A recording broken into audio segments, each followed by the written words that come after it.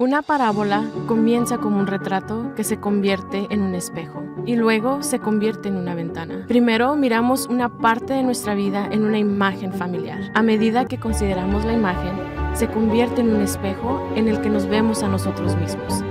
Entonces el espejo se convierte en una ventana a través de la cual vemos a Dios. Buenos días, familia y amigos de Watermark. ¿Cómo estamos esta mañana? Hoy mi nombre es Oscar Castillo. Si no hemos tenido la oportunidad de conocernos, tengo el privilegio de servir aquí con el equipo pastoral y pues es para nosotros una alegría el poder reunirnos y recordarnos. Y como nos decía Lía, verás de que podemos adorar al Señor, podemos amarlo a Él, no solo los domingos, sino que todos los días, porque nuestra fe no es de domingueros, sino que es de todos los días. Amén. Entonces, gracias por confiarnos esta mañana y el poder estar juntos. Verás de que en el 2008, y esto se los he contado varias veces, sé que algunos quizás hasta se dan molestar, oye, va otra vez, ya Oscar con la historia otra vez, pero ve que algunos de ustedes no me conocen, entonces por eso la repito. Pero es de que nuestras historias nos revelan muchas veces nuestra, perdonen la palabra, estupidez que nosotros llegamos a hacer cuando no seguimos los caminos de Dios. Sin más, la palabra estúpido significa alguien que no está en su buen sentido. Y ves de que nuestras historias, si somos honestos y reales, podemos ver hacia atrás y ver que es muy, muy evidente cuando no estamos siguiendo a Jesús, cuando no estamos siguiendo los principios de Dios. Y ves que en el 2008 yo me encontré en un colapso financiero. Y es un colapso porque verás de que uno, ¿verdad?, se esfuerza en hacer dinero. Muchos de ustedes, ¿quiénes aquí, vamos a ver, tienen trabajo? ¿Quiénes aquí no tienen trabajo? Levanten la mano, vamos a orar por ustedes también. Sé que Dios va a proveer, ¿verdad? ¿Quiénes aquí son dueños de empresa? Vamos a ver, levanten las manos. Vamos a ver, ok. ¿Quiénes aquí quisieran tener una empresa? Vamos a ver, en su tiempo, amén. Bueno, algún día, si esa es la voluntad de Dios, Dios va a proveer. Pero ves de que en ese año 2008, yo me encontré en el resultado de negocios torcidos. Ves de que estaba al borde de bancarrota, $100,000 de deudas, $100,000 de deudas, y no tenía nada que vender, ni la ropa, nada. Eso era puro plástico, sobando el plástico, ¿no? Ahí dándole caricias al plástico cada vez que iba con la tarjeta de crédito. Era montos y montos y montos. Y cuando vino el colapso económico de todo Estados Unidos, que después eventualmente llegó como olas a todo el resto del mundo, miré yo el resultado de mala mayordomía. De una mayordomía que para mí, yo creía que estaba siendo buen administrador de mi negocio, pero mis valores y mis principios me habían llevado a este colapso financiero, a tal punto que terminé moviéndome de regreso a la casa de mi papá y estaba súper deprimido. Me recuerdo estar en el closet, allí en el mismo cuarto donde había crecido por años, diciéndole: Dios, ¿por qué? ¿Por qué me pasa esto? Porque es que a mí, Señor, mira que yo he tratado de servirte, porque en esos momentos era bivocacional, entonces tanto estaba en el ministerio, pero también tenía negocios, entonces estaba tratando de ver cómo usaba el negocio para fundar más ministerio. Pero ves de que ahí en ese momento es donde vi la revelación de la ausencia de la presencia de Dios en mi vida en muchas maneras, tanto por factores externos que yo no tenía control, pero también por muchas decisiones que yo había tomado, porque en mi aventura o en mi viaje de tratar de buscar significancia, de tener una vida con propósito, la cual yo igualaba a tener mucho dinero, a tener materiales, a tener muchas cosas, Dios me enseñó que la riqueza no está en las cosas materiales, sino se encuentra en una relación con Él.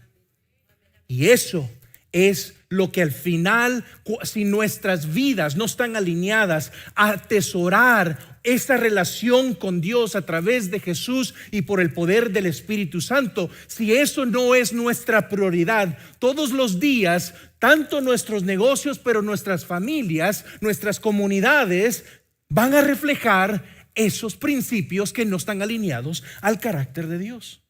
Quizás algunos de ustedes esta mañana están quizás en una posición así. Quizás no le quieres decir a tu esposo que has estado usando la tarjeta de crédito. Quizás estás tratando de mantener secretos. Quizás te encuentras hoy en día, tu esposo, tratando de ver cómo manejas tu, entre comillas, pecaditos pequeños. Que pecado significa palabras, acciones, deseos e intenciones que no son alineadas al carácter de Dios. Estás tratando de manejarla y en tu, ¿verdad? Viaje al cima del éxito. Tú crees que tienes todo bajo control, pero hoy Dios te quiere recordar que no hay nada más valioso que regresar y estar en una relación con Él. Y eso es la definición de hogar. ¿Sabes? Cuando oyes esa palabra hogar, ¿qué se te viene a la mente? Les confieso la mía.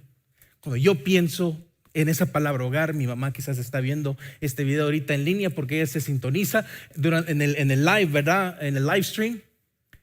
Y miren, cuando yo pienso en hogar, yo miro a mi mamá dándome un plato que solo ella lo hace. Es de desayuno. Es huevito con tomate. No sé qué le pone, pero esa combinación después con frijolitos, unos platanitos y queso fresco. Ay, Señor, oremos. Señor, danos más de esas experiencias. Pero ves de que en ese acto de servicio de mi mamá, yo miro el amor de Dios.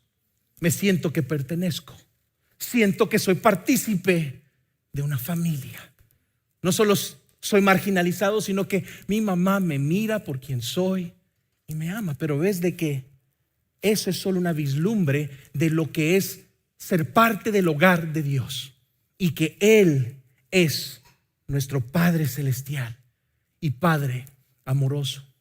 Verás que hoy seguimos nuestra serie de parábolas y empiezo de esa manera porque hoy estaremos viendo una parábola que es muy de renombre y es muy popular, que le llaman la parábola del hijo pródigo. Pero es que para mí creo que ese título es erróneo.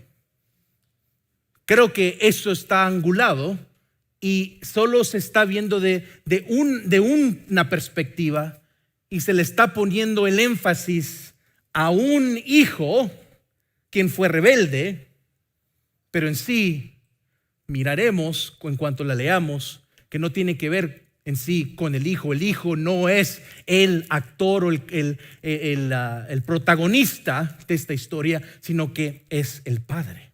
Entonces vamos a aprender qué es ser un pródigo, qué es ser alguien no solo que se descarría, pero que también ama de una manera como Dios ama, como un padre ama a un hijo. Entonces, vamos a leer Lucas capítulo 15. Entonces, si traen sus Biblias, o si no las traen porque ustedes son más avanzados en la tecnología, abran ahí su teléfono.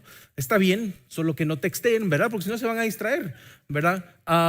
Y por favor también pónganlo en silencio, porque si no, pues van a distraer. Entonces, abran sus Biblias, ya sea digitales o en libro, y vamos a leer Lucas capítulo 15, y lo vamos a leer toda, porque hoy yo me estaré enfocando en el hijo menor, pero la siguiente semana Jorge estará dando el mensaje acerca del hijo mayor, pero en sí los dos hijos solo están revelando ya sea la ausencia de un padre o la presencia de un padre amoroso. Ahora, algo que también es importante que cuando abras la Biblia, Ves que muchas veces hay personas que miran la Biblia y la miran como un cierto libro como mágico, ¿verdad? Dios, háblame, por favor, voy a poner mi dedo aquí.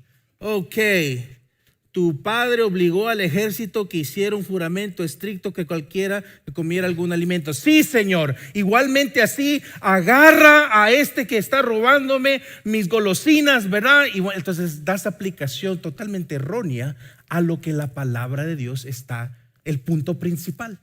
Entonces, antes de leer la Biblia es bueno entender qué es el objetivo del autor al escribir cierta parte de la Biblia, pero también entender que Dios la ha puesto como parte del canon bíblico porque Él está inspirándola y es a través del Espíritu Santo que esta palabra trae vida. Ves que Lucas, aquí miramos a Lucas escribiendo, en sí es parte de 2 volúmenes, por decirlo de esta manera. Se cree que Lucas escribió tanto el libro de Lucas, pero también escribió el libro de Hechos. Entonces es una historia que se está contando acerca de Jesús y qué significa Jesús. Y Lucas está recapitulando y él sí está recaudando las historias, ¿verdad? Resumiéndolas y las está contando. Entonces desde el capítulo 1 él ha estado diciendo, este es Jesús, este fue su nacimiento. De ahí habla de Juan el Bautista. Y de ahí empieza, desde del capítulo 3 al capítulo 19, empieza a contar diferentes acontecimientos en que Jesús se encontraba. Porque está señalando que Jesús traía una agenda. Jesús tenía un propósito por el cual vino y era venir a salvar a aquellos que están perdidos y traerlos de regreso a su hogar. Entonces, en estos capítulos y estas historias y estas parábolas están señalando o sobresaltando cuál es el corazón de Dios y por qué es que Jesús es importante tanto en nuestra vida, pero también en la historia humana. Entonces llegamos al capítulo 15 y aquí es otro ejemplo de Jesús en camino a Jerusalén a ir a ser crucificado para que revele y manifieste el amor del Dios Todopoderoso, del Dios Creador, aquel que hizo los cielos y la tierra. En Jesús miramos la manifestación del Dios invisible que no miramos. Cuando miramos a Jesús, miramos un ejemplo, el modelo, Dios visible, Emmanuel, Dios con nosotros. Entonces Jesús vino para quebrantar paradigmas. Jesús vino para presentar una contracultura a lo que estaba pasando en el primer siglo y también sigue pasando hoy en día, donde personas están buscando a Dios, se suscriben a ciertas religiones. Que dicho sea de paso, la palabra religión significa agrupación de ya sea credos, doctrinas, principios, ¿verdad? Verdades.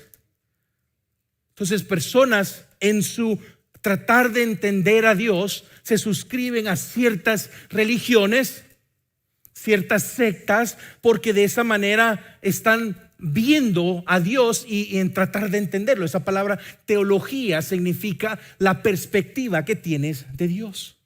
Entonces Jesús viene a poner una contracultura en contra personas que habían tomado escrituras sagradas y las habían ahora manipulado para controlar y manipular a personas diciendo Dios dice.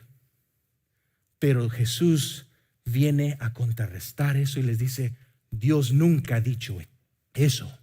Esa es la conclusión en que ustedes han llegado. Mi corazón nunca ha sido el que ustedes dicen que es. Mi corazón es diferente. Entonces, igual como en el primer siglo, igualmente hoy Jesús está ofendiendo a muchos religiosos.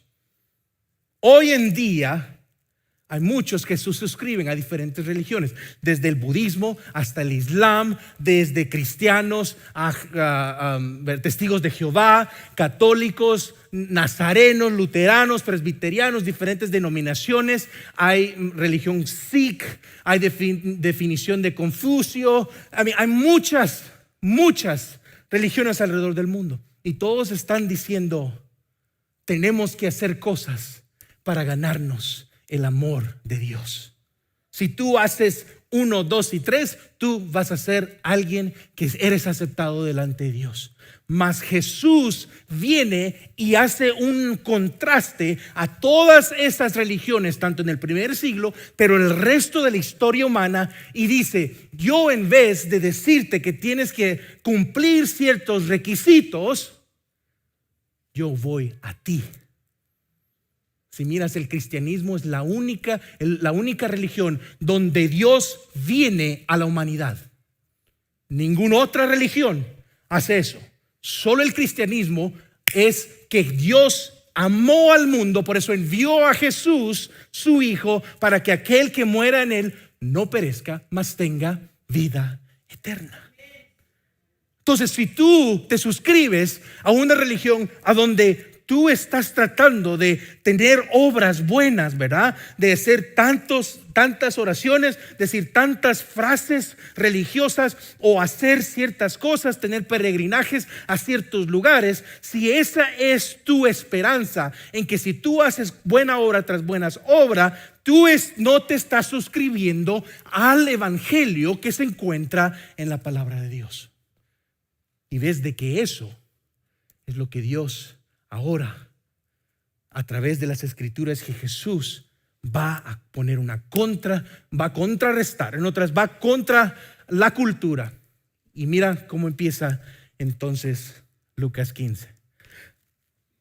Si miran que es importante entender el contexto histórico, entender la historia de Dios a través de las edades, y eso nos va a ayudar a interpretar bien las escrituras. Ahora, otra cosa antes de que termine, para entrar. Ay, perdone que sigo demorando, porque creo que eso es importante, porque si la leemos entonces podemos sacarla fuera de contexto.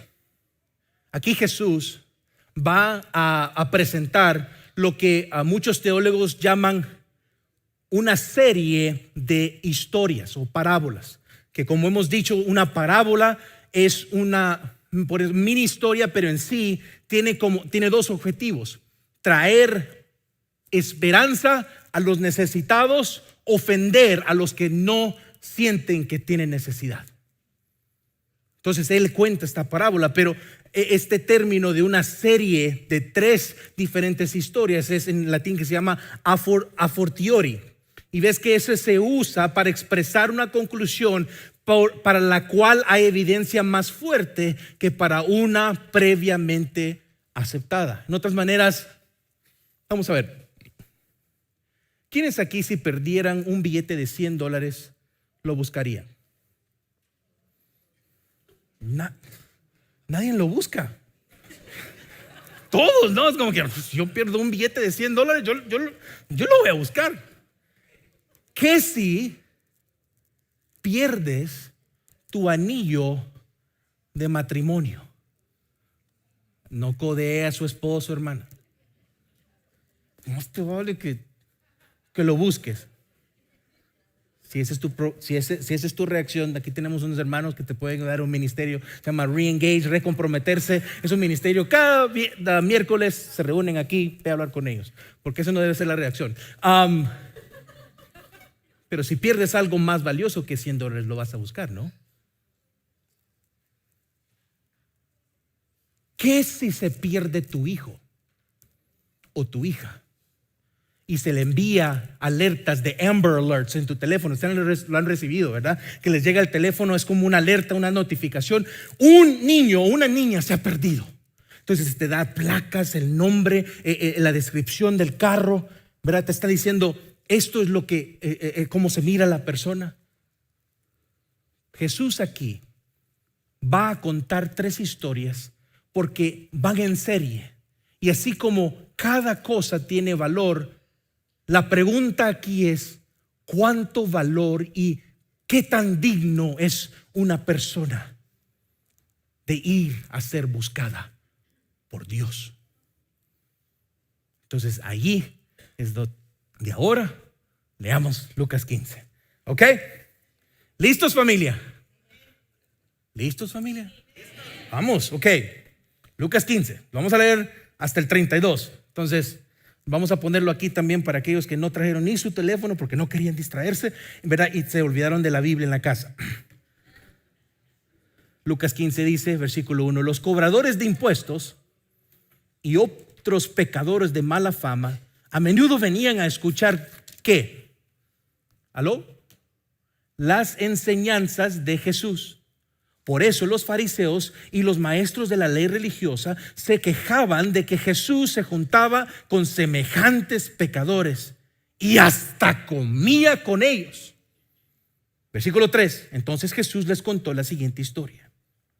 Si un hombre tiene 100 ovejas y una de ellas se pierde, ¿qué hará? ¿No dejará las otras 99 en el desierto y saldrá a buscar la perdida hasta que la encuentre? Y cuando la encuentre, la cargará con alegría en sus hombros y la llevará a su casa. Cuando llegue, llamará a sus amigos y vecinos y les dirá: alégrense conmigo porque encontré mi oveja perdida. De la misma manera, hay más alegría en el cielo por un pecador perdido que se arrepiente y regresa a Dios que por 99 justos que no se extraviaron.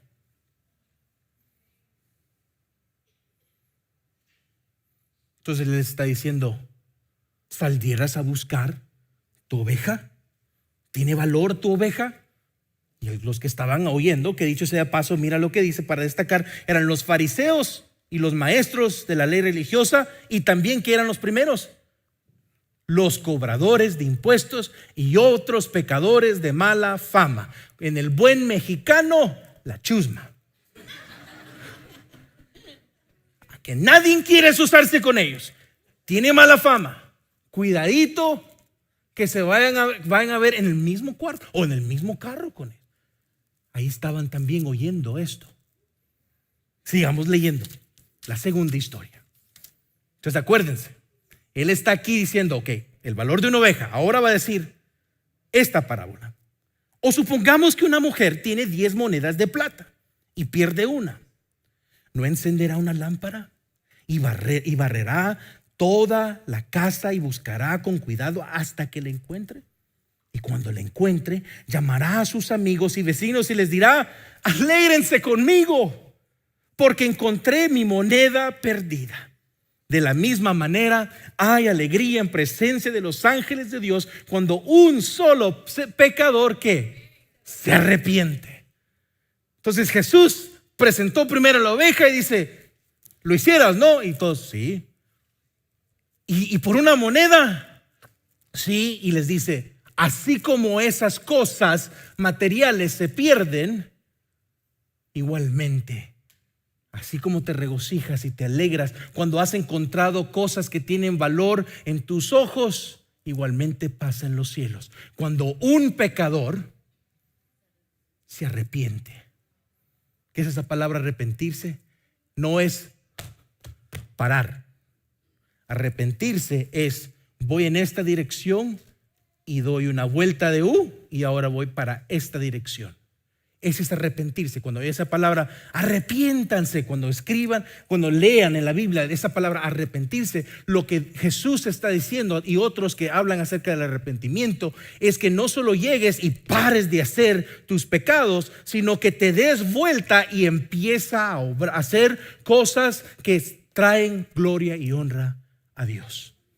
Entonces aquí está diciendo: el cielo se regocija cuando un pecador deja ir su manera de ser, para y mira qué disgusto es hacer cosas que no agradan a Dios, y se da vuelta. Ahora entramos a la tercera historia o la tercera parábola. Entonces todas estas, si miran cómo él va subiendo: valor de una oveja, valor de una moneda, y ahora va a decir esto. Versículo 11. Para ilustrar mejor esa enseñanza, entonces Jesús diciendo, para que su punto se pueda entender, Jesús le contó la siguiente historia. Un hombre tenía 2 hijos. El hijo menor le dijo al padre: quiero la parte de mi herencia ahora, antes de que mueras. Entonces el padre accedió a dividir sus bienes entre sus 2 hijos. Pocos días después, el hijo menor empacó sus pertenencias y se mudó a una tierra distante, donde derrochó todo su dinero en una vida que desenfrenada. Al mismo tiempo que se le acabó el dinero, hubo una gran hambruna en todo el país, y él comenzó a morirse de hambre. Convenció a un agricultor local de que lo contratara, y el hombre lo envió al campo para que diera de comer a sus cerdos. El joven llegó a tener tanta hambre que hasta las algarrobas con las que alimentaba a los cerdos le parecían buenas para comer. Pero nadie que le dio nada. Cuando finalmente, ¿qué? Entró en razón, como dicen en el buen, ¿verdad? Latinoamérica, le cayó el 20. Le cayó el 5, dicen algunos también.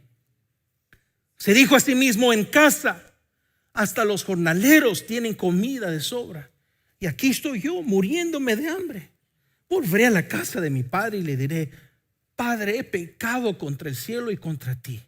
Yo no soy digno de que me llamen tu hijo. Te ruego que me contrates como jornalero.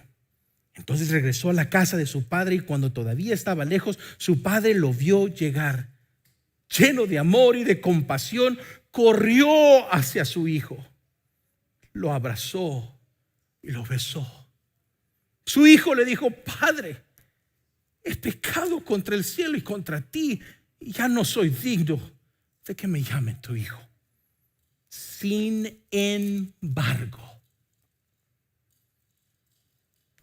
ese es un sin embargo muy poderoso, porque aquí, pon atención, su padre dijo a los sirvientes: rápido, traigan la mejor túnica que hay en la casa y vístanlo. Consigan un anillo para su dedo y sandalias para sus pies. Maten el ternero que hemos engordado. Tenemos que celebrar con un gran banquete, porque este hijo mío estaba muerto y ahora ha vuelto a la vida. Estaba perdido y ahora ha sido encontrado. Entonces, ¿qué pasó? Comenzó la fiesta. Quizás no fiesta así de esas como que, ay, sí, ¿verdad?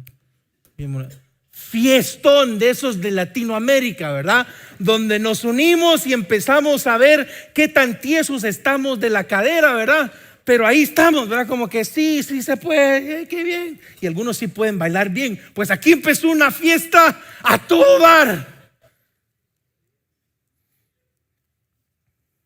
Algunos se ríen porque dicen: wow, esa es tu manera de bailar, eso se mira mal. 25. Mientras tanto, el hijo mayor estaba trabajando en el campo. Cuando regresó, oyó el sonido de música y baile en la casa, y preguntó a uno de los sirvientes qué pasaba. Tu hermano ha vuelto, le dijo, y tu padre mató al ternero engordado. Celebramos porque llegó a salvo. El hermano mayor se enojó y no quiso entrar. Su padre salió y le suplicó que entrara, pero él respondió: todos estos años he trabajado para ti como un burro. Algunos dicen: así soy a mi hijo a veces, ¿verdad? Cuando se hace quejas para mí, me da quejas. Es un burro. Y nunca me negué a hacer nada de lo que me pediste. Y en todo ese tiempo no me diste ni un cabrito para festejar con mis amigos. Sin embargo, cuando este hijo tuyo regresa después de haber derrochado tu dinero en prostitutas, matas el ternero engordado para celebrar. Su padre le dijo: mira, querido hijo, tú siempre has estado a mi lado y todo lo que tengo es tuyo. Teníamos que celebrar este día feliz, pues tu hermano estaba muerto y ha vuelto a la vida. Estaba perdido y ahora ha sido encontrado. Y esa última frase es el corazón de Dios, revelado a través de Jesús. Y ahora podemos nosotros unirnos a esa fiesta, porque el Espíritu Santo mora en nuestros corazones. Y ves de que cuando leemos, ¿cuál palabra oíste más? Padre. Si tuviera que ponerle otra vez otro título a esta parábola, fuera el Padre pródigo, como un descriptor, o también un padre que fue pródigo. ¿Sabes esa palabra pródigo? ¿Sabes qué significa? No prodigio, sino pródigo. La palabra pródigo significa despilfarrar, mal usar, ¿verdad? El gastar sin mesura, sin ninguna medida. Entonces, alguien que es pródigo es alguien que despilfarra, alguien que no tiene su buen sentir y administra bien todo lo que en sí no es de él. Porque ese quizás es el problema. Muchas veces nosotros nos autorizamos a que yo puedo hacer lo que yo quiera cuando a mí me parezca y me plazca. Cuando tú vives de esa manera, tú estás totalmente dándole una cachetada al amor de Dios como Padre. Y ves de que aquí, regresando al versículo 11 y el 12, habla acerca de que el hijo,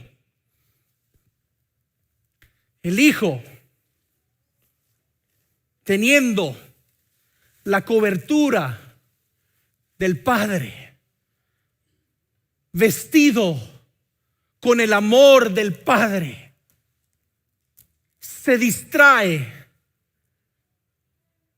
y empieza a tener una crisis de identidad.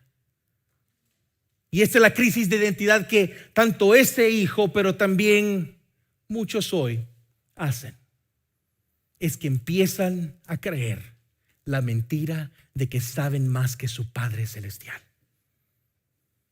Y eso, cuando tú crees que tú puedes hacer tus cosas y tú tienes control de tu vida, es ahí donde empiezas a cuestionar si Dios Padre es bueno. ¿Será que Él de veras me ama? Y ves que aquí este hijo, si es que alguien que es maestro de la ley está oyendo esta historia, ¿saben lo que ellos hubieran oído al oír que el hijo menor llega al padre y le dice: dame mi herencia, dame lo que a mí me pertenece? ¿Sabes lo que está mirando visualmente? Es alguien que se está quitando la cobertura de su padre y está diciendo: me vale, aquí yo soy, dame lo que me merezco, yo me voy. El Antiguo Testamento le dice a aquellos que eran el pueblo de Israel, dicen: si un hijo se rebela contra su padre, apedréenlo. Por eso uno de los mandamientos dice: honra a tu padre y a tu madre. ¿Por qué? Porque Él tiene un propósito para ellos. Entonces, el que estaba oyendo, este maestro de la ley, vio cómo el hijo está afrontando: papá, ¿cómo es que tú sabes? Mejor dame, yo me voy, yo ahora puedo administrar mis asuntos, mis negocios, yo sé hacerlo, por favor dámelo. ¿Y cuál fue la reacción del padre? La segunda parte del versículo 12 dice: entonces el padre accedió a dividir sus bienes entre sus dos hijos. ¿Qué hizo el padre? accedió. ¿Sabes? Muchas veces Dios nos va a acceder tener todos los placeres que anhelamos para enseñarte de que lo que tú crees que es lo mejor para tu vida es lo erróneo, porque tu corazón está en el lugar incorrecto. Entonces este padre fue un padre maduro y accede. Ok, hijo, ¿tú crees que puedes hacerlo mejor? Accede.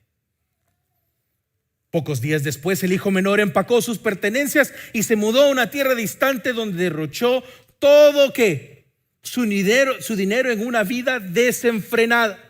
Al mismo tiempo que se le acabó el dinero, hubo una gran hambruna en todo el país y comenzó a morirse de hambre.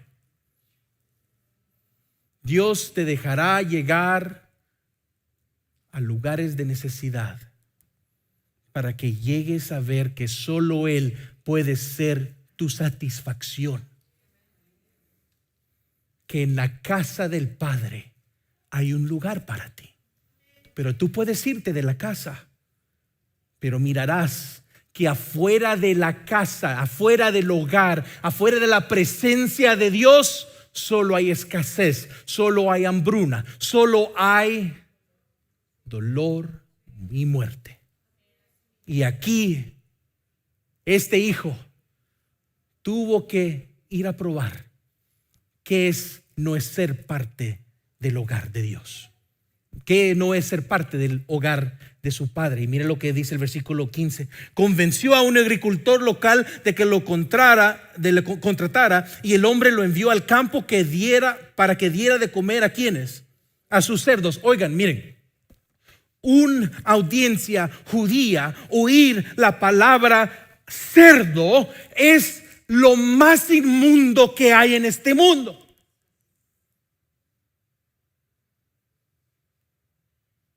Entonces aquí Jesús está señalando y viendo y enseñando cómo alguien que está fuera de la casa del Padre está hasta dispuesto a ir a darle de comer a lo más inmundo y vil, que es las cosas del pecado.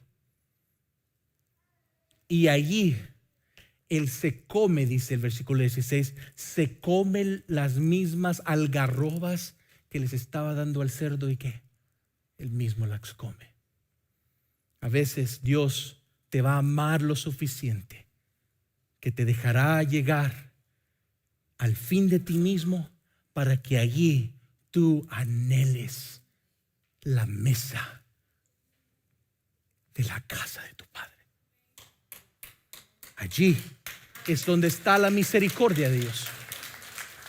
A veces el amor no es el dar, sino que el amor es llegar a reconocer que tu definición de amor puede ser quizás una infatuación, una ilusión. No es verdadero.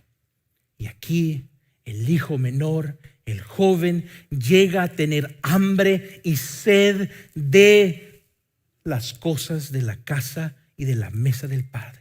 Cuando finalmente entró en razón, se dijo a sí mismo: en casa hasta los jornaleros tienen comida. Hasta ellos que no tenían, que ni tienen el estatus de hijo, hasta ellos reciben la bondad de mi Padre, que solo pudiera regresar a ser jornalero en la casa de mi Padre. Verás de que es muy fácil. Por eso, para mí, el llamarla la parábola del hijo pródigo está suponiendo que alguien más despilfarra, pero yo no. Pero ves de que cuando empezamos a tomar inventario en nuestro corazón, tú también quizás lo has hecho, y me atrevo a decir, creo que todos aquí lo hemos hecho. Si más dice Romanos 3:23. Pues todos, díganlo todos conmigo. Pues todos, ¿no lo tienen ahí arriba? Ok.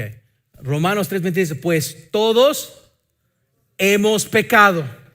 Nadie puede alcanzar la meta gloriosa establecida por Dios.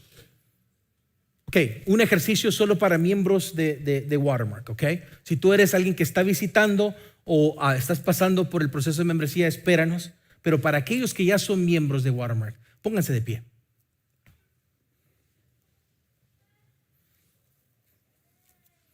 Tenemos muchos visitantes, eso es bueno.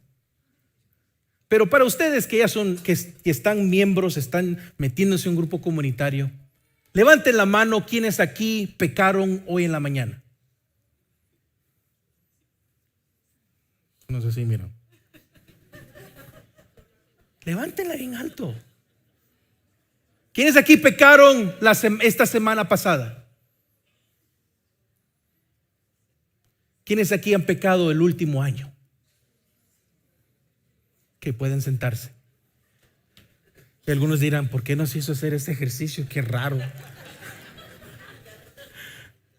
Y hago ese ejercicio para que aquellos que nos están visitando, si tú te sientes como un pecador, no digno de ser amado por el Padre Celestial, estás en buena compañía.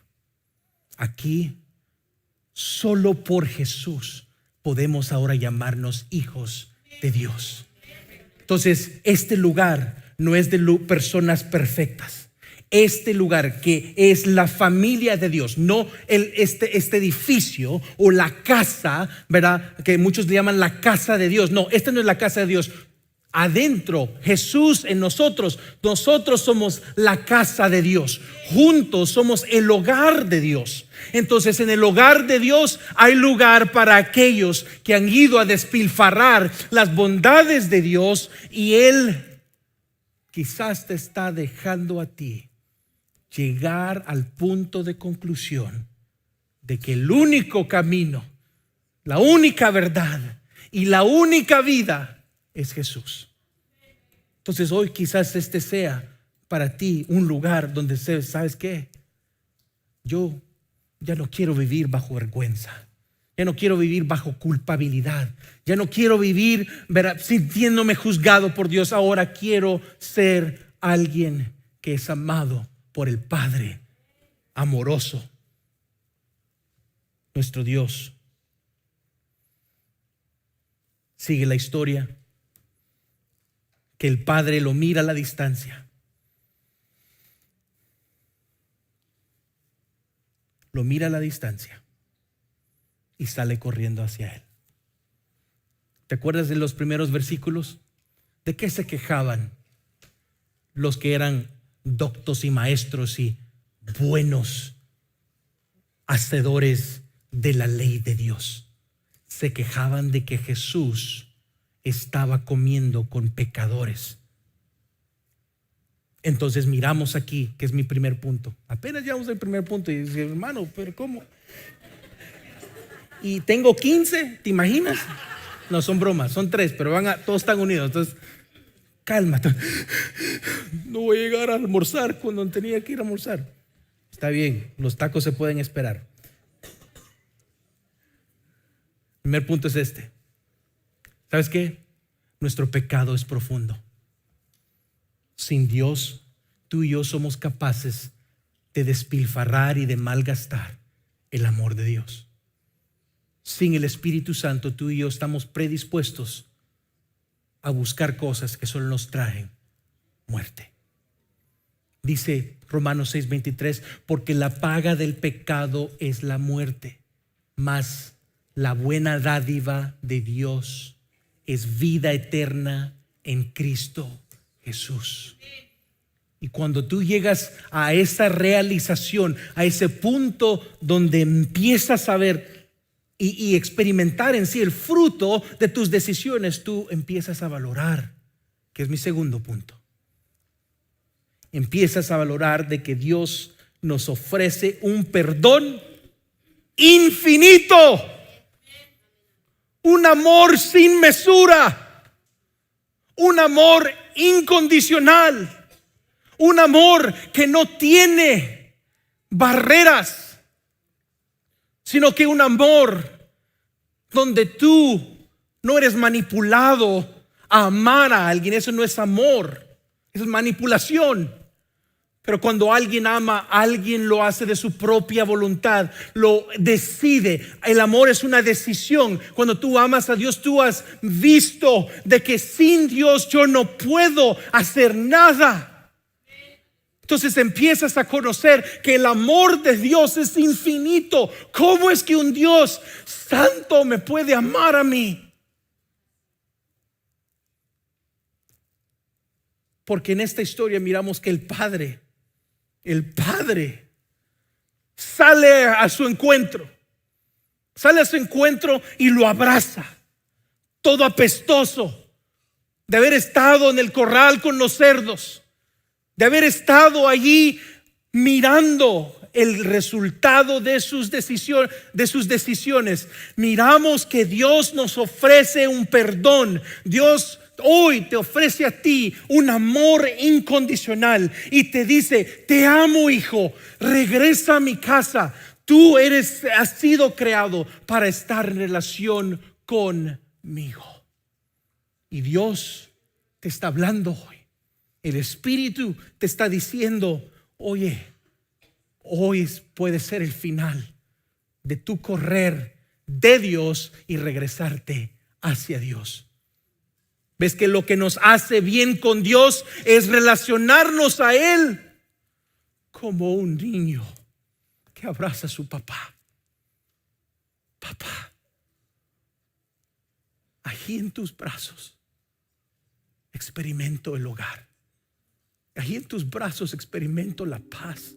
Allí en tus brazos hay propósito. Allí en tus brazos yo pertenezco. Allí en tus brazos yo oigo el latir de tu corazón y sé de que tú no solo me amas a mí, sino que amas al resto de la familia y quieres invitar a los vecinos, a aquellos que nos caen mal, hasta ellos quieres que vengan a sentarse a tu mesa.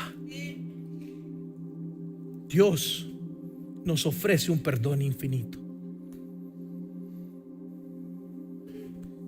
Versículo 22 al 24 dice: sin embargo, su padre dijo a los sirvientes: rápido, traigan la mejor túnica que hay en la casa y vístanlo. Consigan vestimenta, pónsela, límpialo. Él ahora está bajo mi cobertura, lo recibo. Ahora Él es mi hijo. Él vino, ha regresado y ahora quiero enseñarle de que yo tengo planes grandes para Él. Y ahora Él está en su sentir porque ha visto que una fe razonable en un Dios real es una vida llena de propósito, de significancia. Dios quiere restaurarnos. Todo lo que tenemos que hacer para recibir esta restauración, este abrazo de un Padre amoroso, es volvernos de nuestro pecado y regresarnos a los brazos de nuestro Padre. Pero sabes, Dios te está diciendo: te quiero dar una vestimenta. Pero algunos de nosotros hoy tenemos aún la audacidad, la arrogancia y el orgullo de decir: aún yo puedo, yo sí puedo. Estamos dispuestos a aún creer que nosotros sabemos mejor que Dios. Y el Padre dice: hijo, yo te he estado esperando. Si quieres salir, si quieres ir a probar otra vez, hazlo, hijo. Aquí estaré sentado esperándote, porque yo quiero darte todo. Te prepararé tu vestimenta. La fiesta se esperará. Pero el Padre es paciente y Él te espera. Él no está enojado contigo, sino sino que está siendo paciente contigo. Él te espera para que llegues al final de ti mismo, para reconocer que el camino y el estilo de vida de Dios es el mejor a través de Cristo Jesús. Por eso dice 2 de Corintios capítulo 5 versículo 1, dice: pues Dios hizo que Cristo, leámoslo juntos, quien nunca pecó, fuera la ofrenda por nuestro pecado, para que nosotros pudiéramos estar en una relación correcta con Dios por medio de Cristo Jesús. Tú puedes hoy regresar y ser abrazado por el amor del Padre, recibir las vestimentas de una persona justa, de alguien que es limpio. Si tú llegas a ver que a través de Jesús se manifiesta el amor incomparable, indispensable, inexplicable, indescribible, el amor que no tiene fronteras, ese amor te espera hoy. Te espera. Tú puedes tener esa relación porque Cristo murió por ti y por mí. Fue el amor quien clavó a Jesús en la cruz. Fue el amor quien mantuvo a Jesús en la cruz. Y fue el amor de Dios quien mantuvo a Jesús a tal punto que fue sepultado. Pero ¿sabes? Resucitó. No se quedó ahí, porque Él quería enseñarnos de que a través de aquel quien da la vida y la quita, Él es el quien hoy te da tu aliento. Tú estás respirando hoy. Las moléculas, tus células, todo lo que tú estás pensando, cómo tu cuerpo funciona, es evidencia de un Dios amoroso, todo creador. La restauración la recibimos solo a través de Jesús. Muchos de nosotros hoy estamos en una posición donde no estamos valorando qué es, qué bello es, qué tesoro es estar en los brazos de papá. Ese es el hogar, familia. El hogar que tú y yo buscamos. No se encuentran en cosas materiales, no se encuentran en más ropa, ¿verdad? No se encuentran en más dinero en tu cuenta bancaria. La riqueza de la vida solo se encuentra en los brazos de papá. Y Él te espera para darte una vestimenta. Entonces hoy te hago esa pregunta. Si estás adentro, como ya parte de la familia de Dios, estás mirando a otros pecadores como el Padre mira a esos pecadores. Y si no lo estás haciendo, regresa la siguiente semana, porque vas a entender quizás por qué es que tu reacción hacia otros es de prejuiciar y de no dar esperanza y de juzgarlos a tal manera en que tú mismo lo condenas. Pero el Padre no lo hace. Él está esperando. Y si tú no eres parte del hogar de Dios, si tú aún no perteneces a la familia de Dios, Dios te está llamando a que regreses a casa para que tú experimentes el perdón, la gracia y el amor de Dios. Oremos. Señor, gracias por cómo nos amas, que nos permite, Señor, llegar al final de nosotros mismos, y allí esa es tu gracia, tu bondad, tu favor inmerecido, que aún nosotros siendo pecadores, tú nos amaste primero.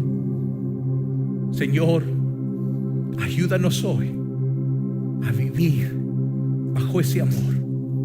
No atemorizados de que nos vas a castigar,